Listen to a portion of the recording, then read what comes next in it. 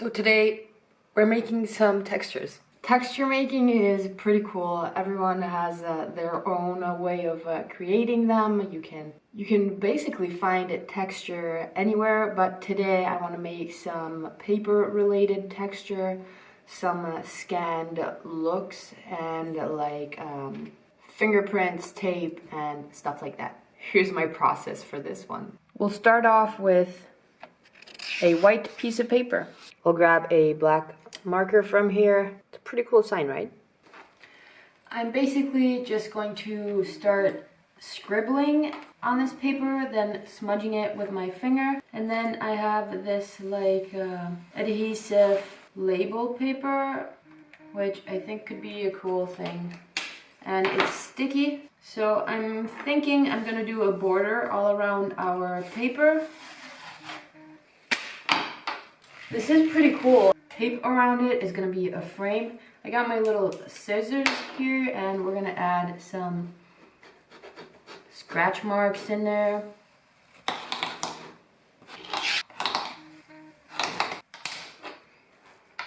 And then I'll just go around, made myself a little piece of paper. I'm just going to go around the corners with this marker thing, and then I'm just gonna smear it everywhere. I'll do that for all these sides. Very important to know, my little ducks on my Crocs are glow in the dark. Pretty cool. You see that it's starting to rip a little bit over here. Color doesn't really matter, so don't worry if you only have colored markers. It's fine, we'll make it black and white in Photoshop later.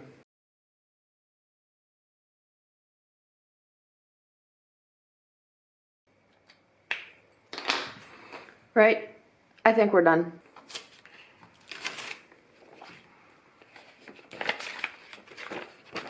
All we have to do now is scan this.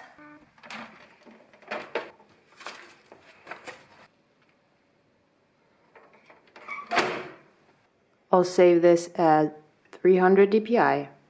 Another version I'm gonna do is basically just remove the tape. If a little paper comes out with the tape, that's fine. And I'll just place it back here.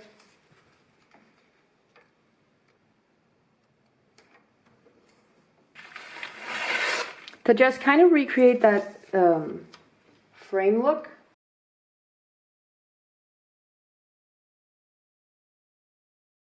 And let's scan this in as well. So I removed all of the tape from our paper, and as you can see, there's some like tear marks. This is going to be good to scan as well.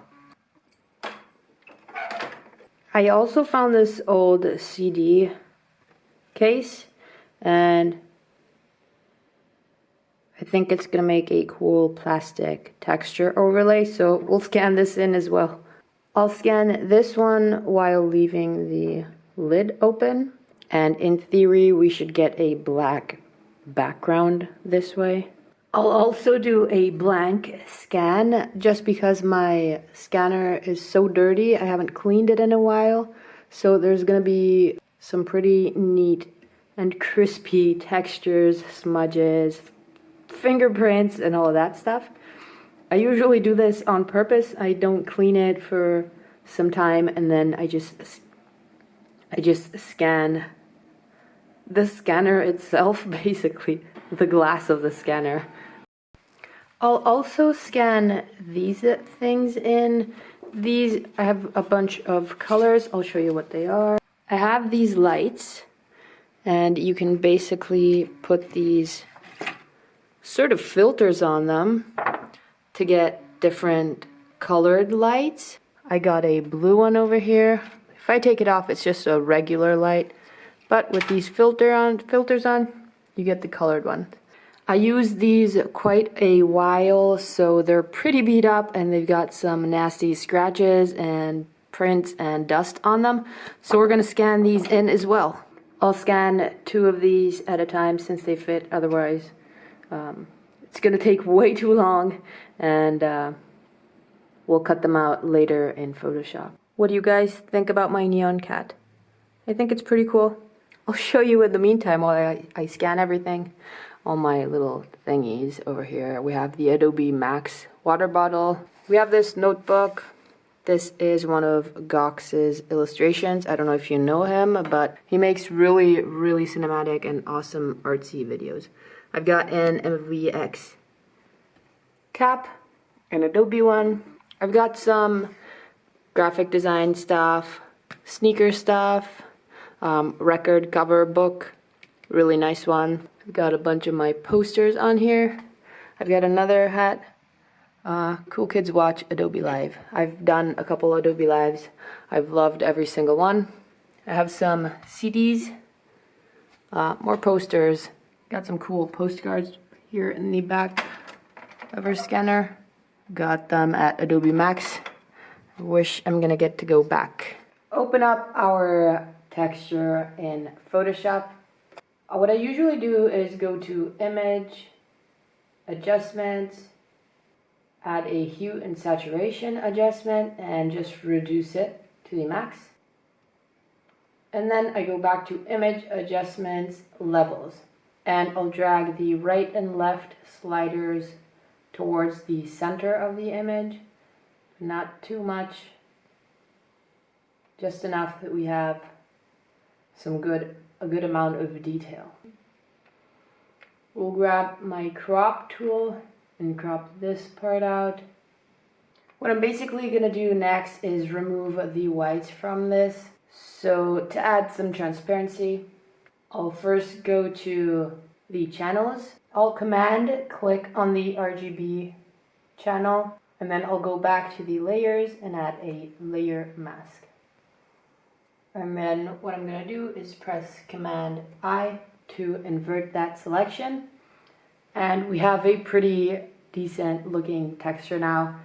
Our blacks have stayed, our grays are kind of transparent now, and our whites are gone. So I'll save this as a PNG file.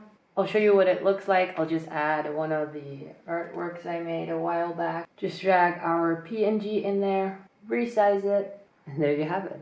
So yeah, that's basically my process for creating textures. I hope you found this video interesting and helpful. All the textures I scanned in and created today are going to be in this free texture pack I made. Kind of like a Christmas gift from my part to you guys. And that's it. Thank you so much for watching. I appreciate your guys' support over the past year. The goal here on YouTube is to obviously reach 100K, and I feel like we can achieve that in 2026. So thank you. Feel free to hit the notification bell to get notified whenever I post, and comment down below if you have any tutorial requests or suggestions or stuff you'd like to see from me. I really do appreciate your feedback, and take into consideration whatever it is that you want to learn or see from me. Thank you so much again, and I'll see you guys soon. Bye.